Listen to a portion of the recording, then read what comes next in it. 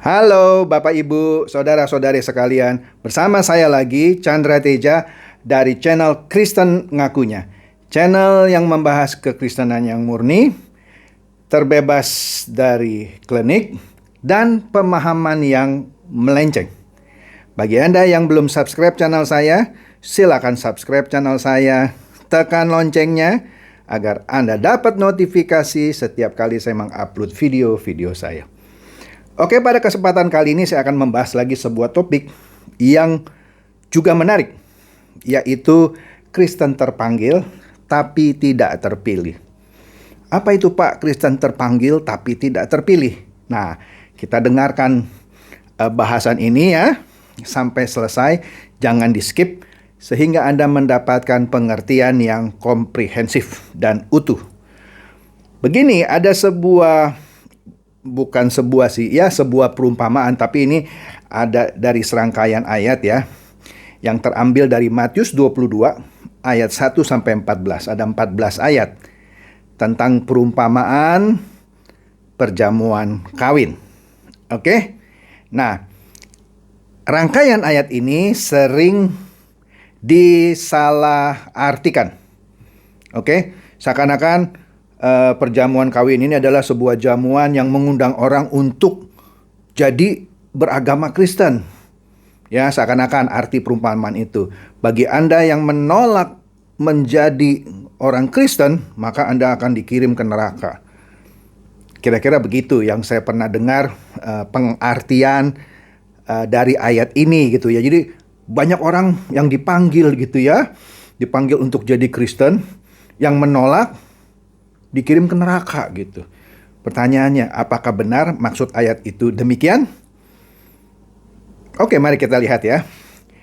Perumpamaan tentang perjamuan kawin ini yang diambil dari Matius 22 ayat 1 sampai 14 itu bercerita tentang hal kerajaan surga itu seumpama seorang raja yang mengadakan perjamuan kawin untuk anaknya. Anda bisa lihat di ayat 2 ya, di mana ayat 1-nya dimulai dengan Yesus berbicara kepada para muridnya tentang perumpamaan ini. Jadi ada kerajaan surga di mana rajanya mengadakan perjamuan kawin untuk anaknya, gitu ya. Kemudian ia menyuruh hamba-hambanya memanggil orang yang telah diundang ke perjamuan kawin itu. Ya, jadi ada sejumlah orang yang diundang ke perjamuan kawin. Tapi orang itu tidak mau datang. Artinya apa? Di sini ada sejumlah orang yang telah diundang. Ada yang tidak diundang kan? Nah, kalau di sini berbicara mengenai pengabaran Injil kepada semua orang, maka di ayat 3 ini tidak spesifik memanggil orang yang telah diundang. Oke, tapi kita lanjut dulu ya. Tapi yang orang yang sudah diundang itu nggak mau datang. Padahal dia sudah terpanggil gitu ya. Panggil, tapi nggak mau datang. Oke, ada yang mengartikan dia sudah dipanggil untuk jadi orang Kristen tapi nolak Pak. Oke, kita lanjut ya. Ia menyuruh pula hamba-hamba lainnya, pesannya, katakan kepada orang yang diundang itu, ya kan, yang nggak mau datang tuh ya. Sesungguhnya hidangan telah kusediakan, lembu-lembu jantan dan ternak piaraanku telah disembelih. Semuanya telah tersedia, datanglah ke perjamuan kawin ini, gitu ya. Tapi orang-orang yang diundang itu tidak mengindahkannya. Ada yang pergi ke ladangnya, ada yang mengurus usahanya, gitu ya. Kemudian ayat 6 berkata lagi, dan yang lain menangkap hamba-hambanya itu, menyiksanya dan membunuhnya. Ini, kalau ini mungkin nggak begitu meleset ya kalau diartikan. Ada yang nggak suka nih diundang datang, dibunuh itu penginjil-penginjil begitu ya. Oke lah, nggak terlalu meleset. Kemudian ayat 7, maka murkalah raja itu lalu menyuruh pasukannya ke sana untuk membinasakan pembunuh-pembunuh itu dan membakar kota mereka. Ya. Kemudian ayat 8, sesudah itu ia berkata kepada hamba-hambanya, perjamuan kawin telah tersedia, tetapi orang-orang yang diundang tadi tidak layak untuk itu. Artinya orang yang sudah terpanggil ini ya, padahal nih orang-orang yang dipanggil nih ya limited gitu ya. dianggap tidak layak. Ya kan? Oleh karena itu, pergi lagi ke persimpangan jalan, ayat 9. Sebab itu, pergilah ke persimpangan-persimpangan jalan, undanglah setiap orang yang kamu jumpai di sana ke perjamuan kawin itu. Kalau tadi limited edition, hanya sebagian kecil, tapi ini semua orang yang kamu jumpai undang. Artinya yang pertama itu hanya orang-orang tertentu. Dalam hal ini, ayat ini berbicara mengenai orang-orang Yahudi. Orang-orang Yahudi. Ya, mereka diutamakan dahulu. Tetapi ada yang nggak mau datang, ada yang malah membunuh. Ya kan? Banyak kan murid-murid Yesus yang dibunuh pada waktu itu oleh orang-orang Yahudi. Ya. Kemudian termasuk Yesus sendiri yang disalib. Ya.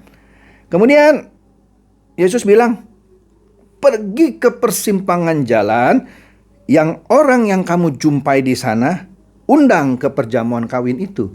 Jadi tidak hanya limited edition ini, boleh orang di luar Yahudi diundang. Kemudian ayat 10, maka pergilah hamba-hamba itu, dan mereka mengumpulkan semua orang yang dijumpai di jalan-jalan, orang-orang jahat dan orang-orang baik. Nah, di sini mulai bicara orang-orang yang lain ya, selain orang Yahudi, orang-orang jahat dan orang-orang baik. Sehingga penuhlah ruangan perjamuan kawin itu dengan tamu. Oke, ayat 11 menarik. Ketika raja itu masuk untuk bertemu dengan tamu-tamu itu, tadi ada orang jahat, ada orang-orang baik ya. Ia melihat seorang, catat ya, seorang yang tidak berpakaian pesta. Nah, di sini kan diundang ke sebuah perkawinan. Kalau orang datang ke perkawinan harus berpakai pakaian pesta. Pada waktu itu kalau Anda diundang ke perjamuan perkawinan, Anda tidak pakai pakaian pesta, Anda menghina. Apalagi ini yang mengundang raja. Nah, Anda lihat di sini yang diundang orang-orang jahat dan orang-orang baik. Ya, tapi hanya ada seorang yang tidak berpakaian pesta. Tapi nggak diterangkan nih, siapa yang tidak berpakaian pesta ini? Orang jahatkah? Atau orang yang baikkah? Karena kan ada orang-orang jahat dan ada orang-orang baik. Anda lihatlah ayat 10. Ya, diundang tuh orang-orang jahat dan orang-orang baik.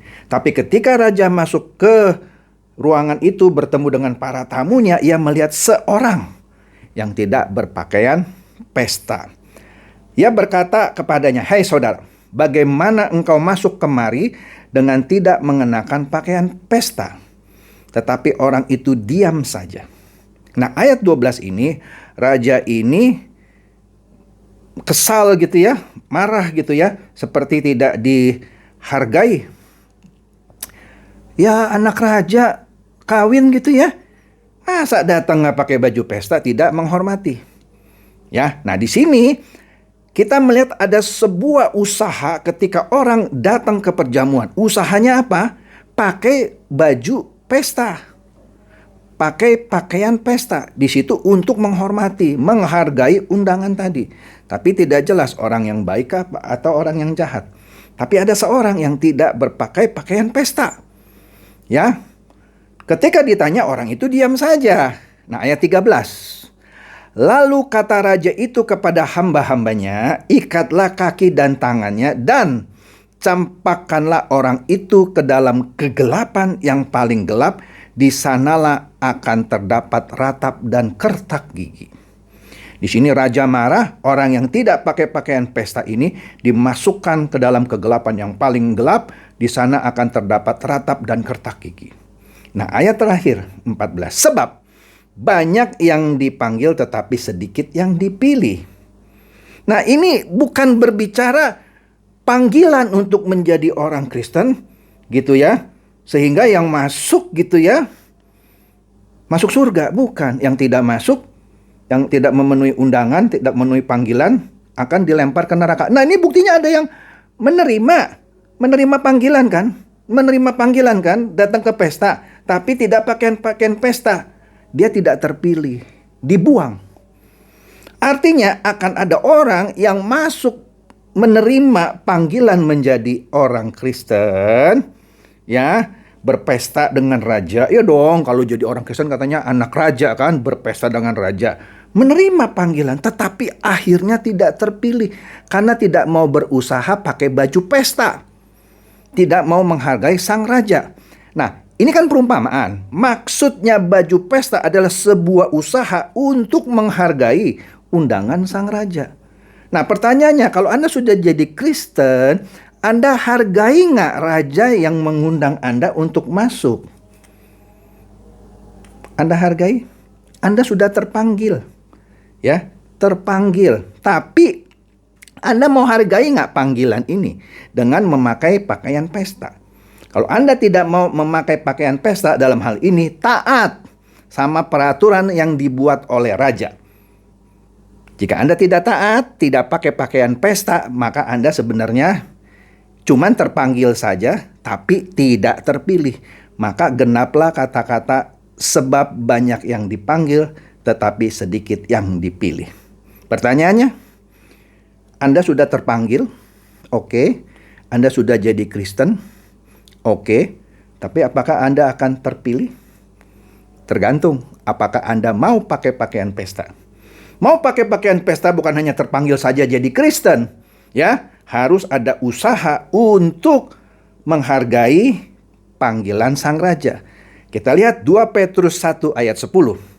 Karena itu saudara-saudaraku, berusahalah sungguh-sungguh. Berusaha. Seperti Filipi 2 ayat 12. Kerjakanlah keselamatanmu dengan takut dan gentar. Nah, di sini lengkapnya lagi 2 Petrus 1 ayat 10. Karena itu saudara-saudaraku, berusahalah sungguh-sungguh supaya panggilan dan pilihanmu makin teguh. Sebab jikalau kamu melakukannya, kamu tidak akan pernah tersandung.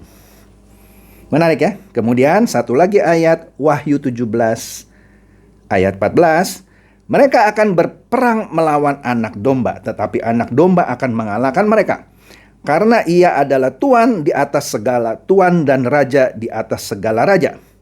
Mereka bersama-sama dia juga akan menang.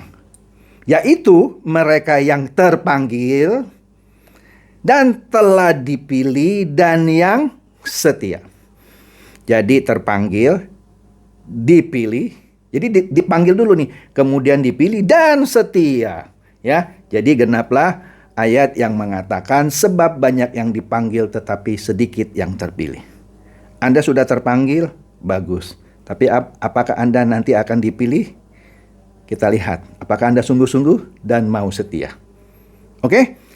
Semoga ini boleh mencerdaskan dan mencerahkan Anda semua. Silakan share video saya ini kepada teman-teman, sahabat atau kerabat supaya mereka juga boleh tercerahkan. Shalom.